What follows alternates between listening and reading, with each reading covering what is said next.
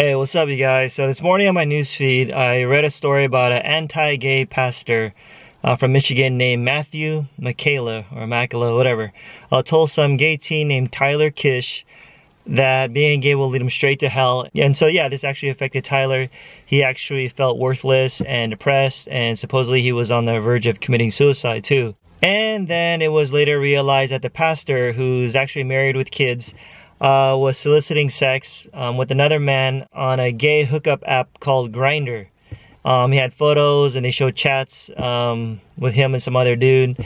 And so yeah, that's kind of the news. And once the news came to light, the pastor eventually resigned his role from the church that he was serving at. Let's talk about it. You know, imagine that you're struggling with something and then you go to a person that you trust and it's something that you're struggling with. Just, I guess, hoping to get some encouragement or some guidance or something, and then you just end up getting condemned to hell. That's just not cool, man. And it's just kind of interesting that a lot of the conversations in religion, that homosexuality just tends to be like a really big quote-unquote sin, you know? So adultery is forgivable, murder is forgivable, but being gay, nah, you're going to hell for just being that way. And it's just, I don't know, dude, that just doesn't make any sense to me. And so the mom was upset with what happened concerning the pastor and the son, and so she went to go confront him. And according to her, the pastor just didn't seem like he gave a rip about the son, that he was just all about like, this is what's right and this is what's wrong. And to be honest, that's actually an attitude that I've seen that's pretty common among a lot of religious folks.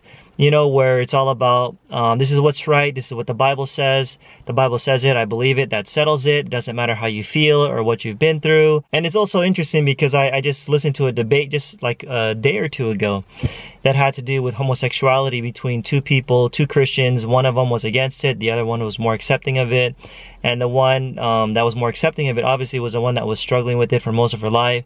And this guy who's debating her was just constantly just throwing out the Bible verses. And to be honest, you know, people will probably disagree, but he just seemed very cold. Now, according to the articles that I read, the pastor was prone to saying some pretty hateful things against gay people online. And in a sense, I'm not surprised with what happened because in my experience, just meeting a lot of people like ministers and pastors back in the day, a lot of times people tend to preach passionately against things that they're actually struggling with, you know what I'm saying? And so it's like a lot of times people could condemn others for something that they're struggling with themselves. You know, some critics don't want to show mercy towards the pastor, but honestly I feel like Tyler was right when he mentioned in the interview that you got to feel bad for the pastor, man, because the stuff that he was condemning to Tyler, he was actually saying it to himself, and the pastor was basically living a lie, you know what I'm saying? Just, you know, struggling with that issue himself and then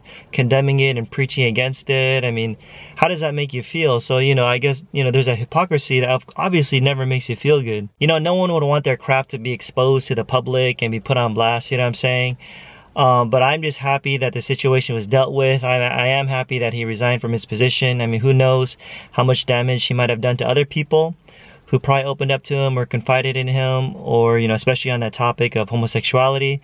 I mean, I don't know what he's done, but I'm just hoping that, or I'm just believing that that's actually a good step that he stepped down. A good step that he stepped down. Redundant. You know, wherever you stand on the issue of homosexuality, whether you're for it or against it, please do this world a favor and stop trying to be a psychic and predict where someone's gonna go when they die, because honestly, you don't know. And Matthew, you know, if you're watching this, I'm not here to shame you, dude. You know, I mean, you probably get enough of that now. Religion's probably done that to you. Your family's probably been affected by this whole situation, which is sad, but it's not the end of the world. You know, I mean, just learn from your mistakes and move on. You know, and learn to be true to yourself. And to Tyler, you know, just watching you during the interview, I commend you, dude. A lot of props to you, man. Like, just to have the heart to forgive the pastor, that takes a lot of courage. Just want to encourage you, man, just to keep your head up and you're loved, man, you know, and that you're not alone. There's a lot of people who feel just like you, and I hope you're going to be able to connect with them, or maybe you are now, just so you could get some more encouragement, you know, especially during this whole process and this story going out in public. But yeah, anyways guys, what are your thoughts? Post them in the comments below. And let me know what you'd want me to talk about next time.